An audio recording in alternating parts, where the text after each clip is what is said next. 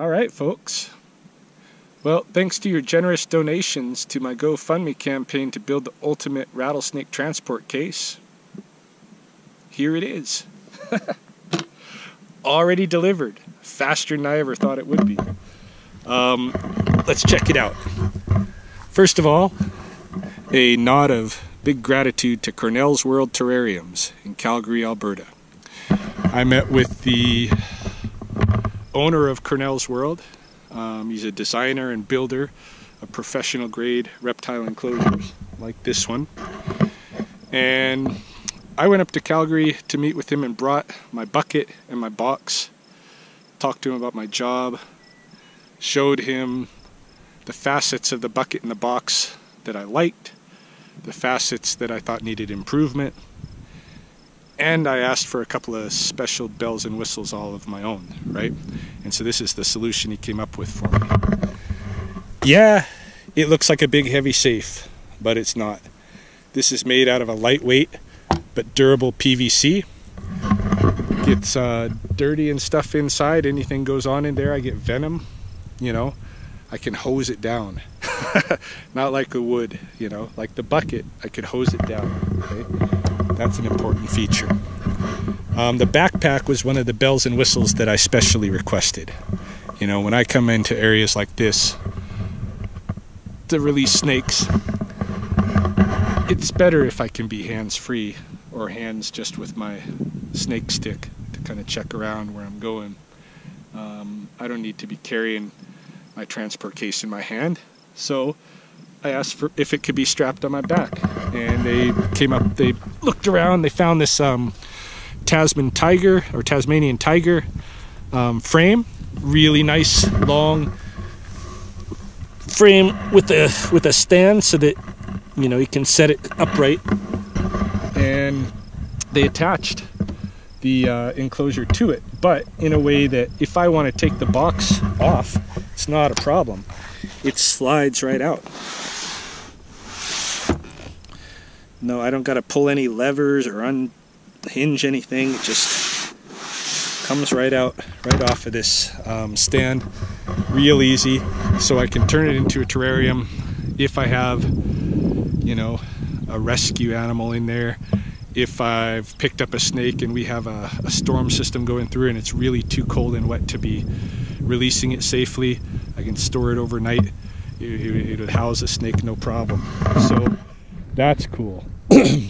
Got some air vents in case of that kind of situation. In general, you wouldn't need them. Now let me show you how this thing opens because it's pretty fancy. It's not just a flip lid. Check it out. Locks, right?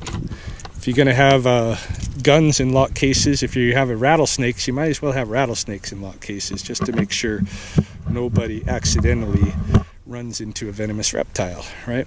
So this flip lid is just part of the system. This is the cool part, I think, right? This other part of the lid, which I can just use my hook, my snake hook, and slide it out. It slides so that there's no pinch points for the snakes if they're trying to sneak out on me, right? And really, I don't think I'll need to use my hook on this because the depth, which is another facet of the bucket that I wanted repeated in this, this is nice and deep, so even Lethbridge's largest rattlesnakes, if they're in the bottom there, I've got no danger. Really, I'm pretty much out of the strike zone working around the mouth, but I never even have to work around the mouth because my hand is always shielded back here when I'm opening and closing this, and this can come right out. Okay, so that is a really cool door feature that's going to keep me safe and keep the snakes safe. So I'll close that up, and then I'll show you what's behind this other door. Because, you know, most times when I go to pick up a rattlesnake, there's usually a little gathering of people around. You know, at least whoever called me, plus their immediate neighbor. Sometimes some relatives that they phoned get over here to see. So I'll pick up the snake and I'll put it in the bucket or I'll put it in the box, and then they want to take a close look, right? So, you know, with a bucket or box, that can be dangerous, right? It's open. The box can be closed, but then the grill window that I had for that, it's good to view in there, but maybe not so good for the snakes because it can't be completely enclosed in the dark for the transport. The bucket itself, you know, there was probably a few instances where kids at the scene, I kind of felt like they were getting close and I had to say something to get them to back up off the bucket. But any kid that like didn't want to listen to an adult at that point, he might have got himself in a little bit of danger. It's not going to happen with this. Check it out. Rather than having some open container that just trying to get the key in the lock here, fumbling with my non-camera hand.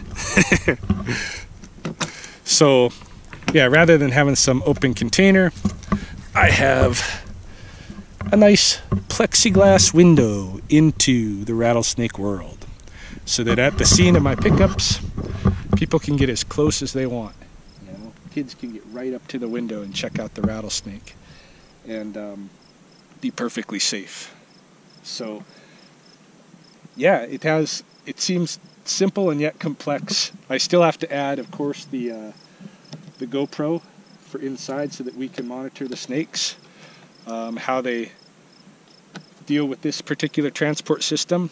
You know, I think they're gonna like it, but we'll test it out and find out. Maybe even tonight, tomorrow. I mean, it's pretty sunny, so it's not unlikely that I'll get a snake call and we'll be able to do a field test. But yeah, thank you everybody who contributed to the campaign. When I was originally quoted for this, Greg was thinking between $2,000 and $3,000, given the kind of bells and whistles I was asking for. And when he really sat down to design it and build it, and he came, you know, with the finished product, gave me the finished product today, he realized he didn't need quite that much. Like, the GoFundMe campaign itself raised just over $1,700, and then I got a few $100s, just over $300 in PayPal donations.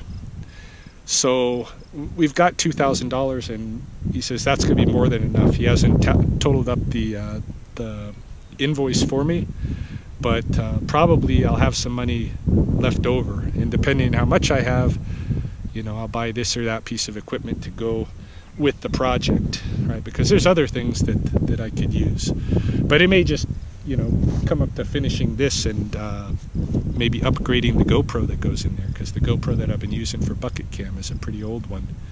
In fact, I recently had to order batteries for it because they don't even sell those batteries in stores anymore. So I may update the GoPro, but I don't know how much money will be left, but I won't squander it. I'll show you guys, and I'll spend it on something appropriate. But thanks for contributing, participating in the campaign, and having my back when I asked for a little help.